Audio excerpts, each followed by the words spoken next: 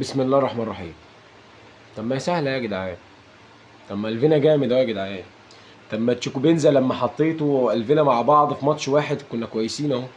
طب ما هو ناصر ماهر الشوط الاول كان كويس. طب ما هو عبد الله السعيد ورا جامد قوي. طب ما هو عبد الله السعيد جنب محمد شحاته كويسين قوي. طب ما بنتاج حلو. طب ما عمر جابر كان يعني مقبول. طب ما الناس كلها في اماكنها كويسه. ونسينا اهم واحد صبحي اللي احنا كسبنا الماتش ده بسببه. خلاص انا شايف صبحي يكمل. واحد ماشي بالمستوى ده يكمل. بس انا بتكلم انت اما الدنيا حلوه اهي. لما بنحط كل واحد في مكانه وبنعمل التشكيله الصح كل حاجه بتطلع صح. لما بتعمل كل حاجه صح ما هي النتيجه لازم تبقى صح. ما هي واحد زائد واحد يساوي اتنين. ما ينفعش اجيب ادم كايد اللي بيلعب 10 زي ما انت عملت في اخر الماتش ولعبت وينج. انت بتظلمه. ما ينفعش اجيب ناصر العب وينج. انت بتظلمه بغض النظر عن اداؤه اللي كان زفت الشوط الثاني. طب مع ده الدباغ يعني لعيب كوره كويس ما بانش لسه بس باين عليه من حركته من طريقه لعبه ان هو لعيب كوره كويس. لا هيجي منه. لا هياخد فرص. احمد شريف لما نزل في اخر الماتش طب لا ما الواد كويس. انت فاهم قصدي؟ طب ما صلاح مصدق عمل ماتش كويس اهو يا جدعان. انت عمال تقول كل حاجه كويسه على الماتش عشان انت كسبت. انت لو كنت خسرت الماتش دوت او كنت تعادلته انت كنت هتلاقي رد فعل منفجر من الجماهير انت مش متخيله. انا الكلام كله موجه لفريرا. انت بدل ماتش صح ليه بتنهيه غلط؟ يعني الجون اللي جه انت مالكش يد فيه بس هو ثانيه واحده بس يا ونش انت ليه بتحب تعمل كل حاجه في الماتش؟ ليه لازم تبقى كويس ونص نص ووحش وكارثي في نفس الماتش؟ ليه؟ ليه دايما عندك اخطاء؟ يعني الحاد كروي. ليه تعمل فاول ملوش لازمه وتاخد انذار وتجيب جون في نفسك في لعبه واحده؟ ليه؟ يعني اديني سبب مقنع يخليك تعمل كل الكوليكشن ده مع بعضه. انا مش عارف اقول لك ايه. انت كنت كويس النهارده. طب انا افتكر لك اداء ازاي باللي انت عملته ده؟ افتكر لك انت عملت ايه يعني؟ لا لا انت محتاج تقعد مع نفسك شويه ونش. انت مستواك كويس بس بتعمل تفكيرك هو اللي مش كويس. تفكيرك بيسوحك في حاجات غريبه في نص الماتش محدش فاهمها. مفيش الا اللهم يعني. مفيش طبعا غير ربنا وانت اللي فاهمينها. مخك بيجيب لك حاجات غريبه. انك تطلع بالكوره لحد نص الملعب وتلبس زميلك في الكوره وهو مضغوط من اربعه. ده تفكير غريب. انك تعمل 3 4 مس باص في حتت صعبه وتعمل منها فاول تاخد منه انذار يجي وتجيب جون فينا. انت عايز ايه تاني؟ اضرب صبحي. يعني اضرب صبحي ولا روح اشرب مخدرات. ده اللي فاضل. نيجي لعبد المجيد اللي النهارده سرحان سرحان في كوكب تاني. عبد المجيد كان كويس لان الطبيعي يبقى كويس. عبد المجيد كان كويس لان الطبيعي كان كويس بس مش طبيعي ان يعمل اكتر من 5 6 باص طولي في نص الملعب وزمايله فاضيين غلط. بس فالراجل يطلع فوقيك يلعب الكرة تيجي جنب العارضه ولا ستر ربنا لا كده. انت محتاج برضو انت التاني محتاج لك وقفه زي الونش كده تقعدوا مع بعض كده تصافوا تشوفوا انتوا عاملين مشاكل ايه ولا ايه دنيتكم. الموسم طويل ومودرن مش اقوى فرقه. احنا لسه ما لعبناش. الاهلي طبعا ما لعبناش.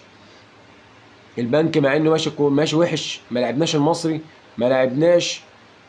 بيراميدز لسه في فرق جامده هتلعبها. في فرق هتهاجم اقوى من كده.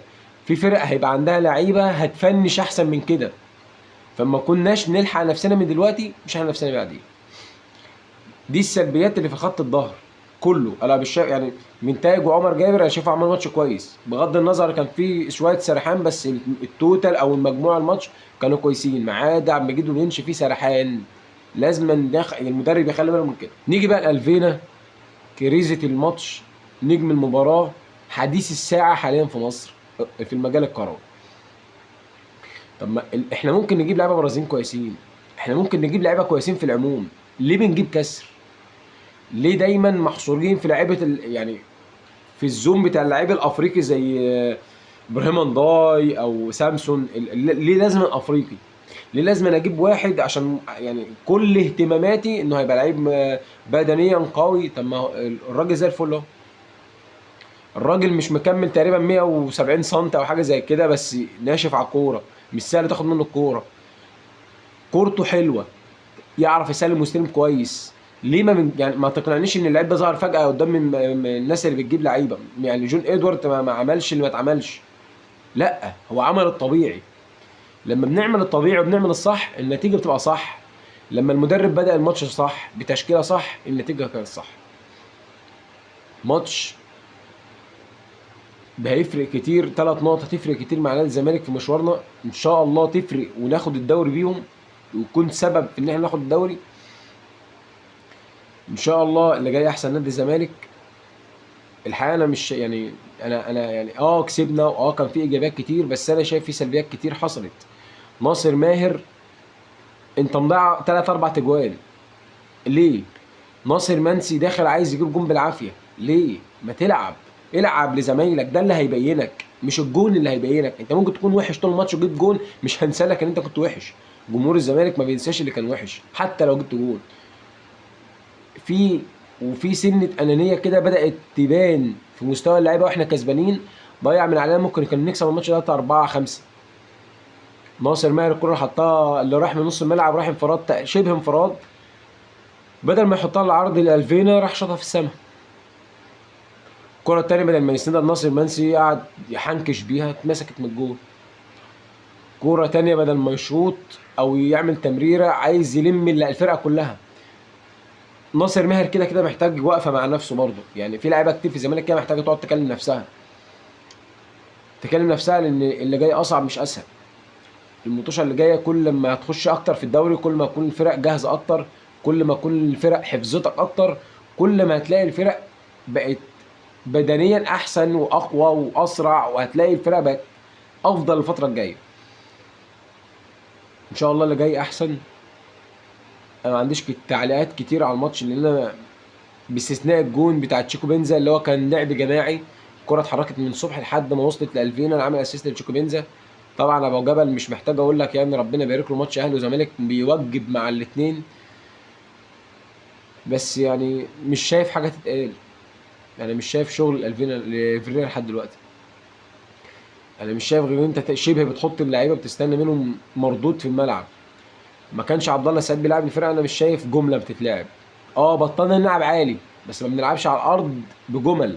احنا بنلعب على الارض بمهارات او باجتهاد شخصي من اللعيبه. اتمنى اللي انا بقوله ده يطلع غلط، اتمنى يكون في حاجه تتعمل، اتمنى يكون هو بيجهز لهم حاجه. نيجي بقى لتقييم اللعيبه. طبعا صبحي 10 من 10، 10 من 10 مفيش كلام. احنا الماتش ده الزمالك خد ال3 نقط بسبب صبحي. مكافاه الفوز اول واحد ياخدها صبحي. بنتايج بيكمل على مستواه الرائع. في شويه سرحان بس في التوتال لا 10 من 10. لان انا شايفه جبهته كان التركيز كله عليها، وانا مش شايف خطوره حصلت جامد. خصوصا ان انت قفلت كتير على علي فوزي ان هو يعرض، لان عارفين عرضات علي فوزي عامله ازاي. عبد المجيد والونش الاتنين 6 من 10. الاتنين في سرحان. لا معلش، الونش 5 وعبد المجيد 6. الونش انت عملت فاول وخدت انذار وجبت جون في نفسك، كل ده في لعبه واحده. فانت يعني لا 5 ده عشان انت طول الماتش كنت لحد ما كويس. عبد المجيد بساطتك كلها بقت غلط. لو تقدر تظبط بساطتك هتبقى في كل ماتش 10 من 10. عمر جابر عسكري المرور اللي عندنا في الفرقه 7 من 10. عمر جابر في كل ماتش ما تعرفش هو حلو ولا وحش. يعني ما تعرفش هو بيدافع كويس ولا وحش، ما تعرفش هو بيهاجم كويس ولا وحش. هو في النص في كل حاجه. بس دي حاجه كويسه ان هو بقى له فتره محافظ على مستواه، مش بينزل جامد بس ما بيطلعش جامد. نص الملعب عبد الله السعيد وتاني نجوم المباراه. عبد الله السعيد بيثبت ان التجديد ليه كان حاجه صح، كان يعني كان حاجه في محلها. 9 من 10. انت بتتحكم في الفرقتين تقريبا. مايسترو في نص الملعب. محمد شحاته قبل ما يطلع كان 6 من 10 عشان فيه كام ميس باص عمله قبل ما يطلع، وتقريبا انا حاسس ان هو كان حاسس باجهاد. اللي قدام نبدا الاول بتشيكو بنزا 7 من 10. لسه يعني لسه عليه شويه. ناصر ماهر 4. 4 ده انا كده كارمك قوي. 4 عشان فيه كام باص شاركت فيهم في بناء لعب كانوا حلوين. 4 عشان لميت كام لما ساعدت ان الزمالك يتنين من الحاله الدفاع للحاله الهجوميه بسرعه. 4 وانا كارمك قوي. الفينا يعني هسيب لكم انتوا التعليق، هسيب لكم انتوا تقيموه. لعيب بيثبت لك ان احنا كان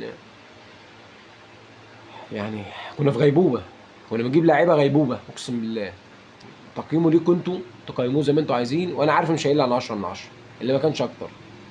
عدي الدباغ المظلوم، عدي الدباغ المظلوم في منظومه لعب نادي الزمالك، عدي الدباغ اللي مطلوب منه يساعد في بناء اللعب مش ينهي الهجمات. عدي الدباغ لعيب كوره جامد، عدي الدباغ مع الفتره ومع الوقت هيبقى احسن واحسن واحسن. وعايز بس اتكلم عن اتنين او تلاته من الدكه، لان في يعني احمد شريف محتاج فرصه، ما تقطعش منه الكوره بسهوله، لعيب هيفيدك على المدى الطويل. صلاح مصدق، اتمنى قرار ان انت تقعد ما تمشيش يطلع صح. ماتش النهارده بيثبت ان هو صح، بس اللي جاي هنشوف. اتنين هتكلم عليهم نفس يعني الكلمه اللي هقول عليهم هما الاتنين، ناصر منسي ودونجا. انتوا ما لعبتوش وحش وكنتوا كويسين، بس بتبوظوا اللي بتعملوه بحاجات صغيره. ناصر منسي انت في كرة رايحين 5 على 4 يا ناصر، ليه تشوطها؟ وانت يا دونجا في باصات بتبقى سهله قوي، يعني بتفكر في اصعب ريسك موجود وتعمله، وده بيخلي الناس تتكلم عليك. انت نزلت لعبت كويس انتوا الاثنين، بس بتبوظوا اللي بتعملوه حاجات صغيره هي اللي بتوديكوا في داهيه.